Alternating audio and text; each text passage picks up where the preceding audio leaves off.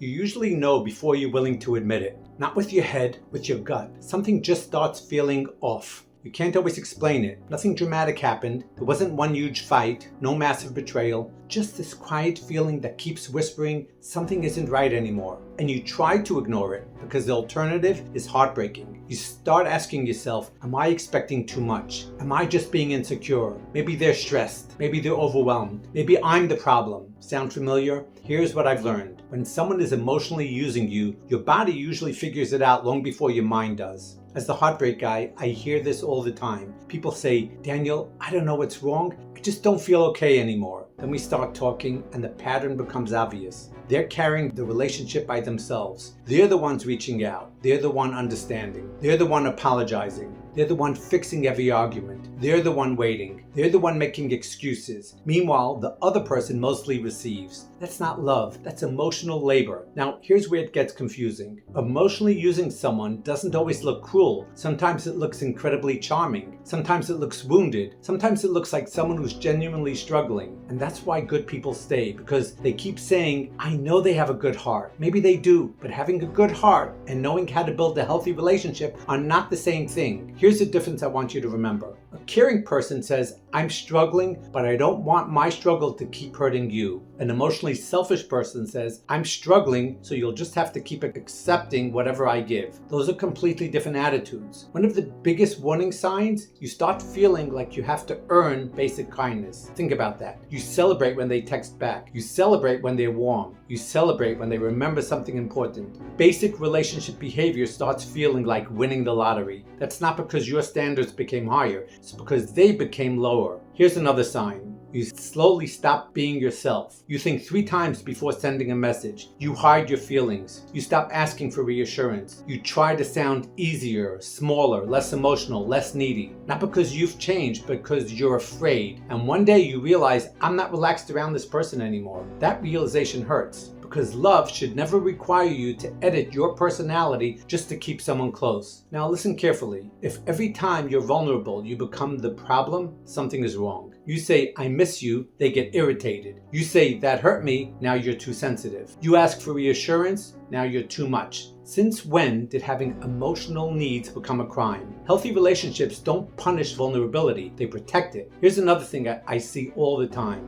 They show up when they need something. They're lonely. They need comfort. They need attention. They need validation. Suddenly they're there, but when you need support, they disappear. Or they become distant or acted annoyed. That's not mutuality. That's convenience. And over time, you start surviving on little emotional moments. One sweet message, one compliment, one affectionate conversation. Enough to keep hope alive, not enough to make you feel secure. That's why these relationships become so addictive. Not because they're healthy, because they're inconsistent. And inconsistency hooks the nervous system. That's psychology, not weakness. Here's something I want you to remember. You weren't stupid. You didn't miss the signs because you're naive. You missed them because you loved sincerely. You assumed the other person loved the way you love. That's what kind people do. But once you finally see the imbalance, you can't unsee it. And strangely, that's where healing begins. Because now you stop asking, how do I get them to finally show up for me? And you start asking, why have I been working so hard for someone who keeps giving me so little? That question changes your life, because now you're no longer trying to earn love. You're evaluating whether the relationship deserves yours. If you're feeling emotionally drained, constantly confused, or wondering whether you're giving far more than you're getting, I'd love to invite you to join my Skool community. This isn't just another online group. It's a community of people who truly understand heartbreak, avoidant relationships, anxious attachment, trauma bonds, and everything that comes with them. It's a place where you can ask questions, share your thoughts, talk about struggles, and celebrate your progress, and connect with like-minded people who are committed to healing and building healthier relationships. Every month, I'll also be teaching 3 live 90-minute workshops where we'll go much deeper into these topics than I ever can here in these videos. We'll learn together, answer questions together, and support one another as we grow. Membership is just $99 per month. If you're ready to stop trying to heal alone and become part of a community that's committed to real healing and real growth, I'd love to have you with us. You'll find the link below. I'm Daniel Michael, the Heartbreak Guy, and remember this: the moment you stop chasing someone else's effort, you finally have the energy to invest in your own peace.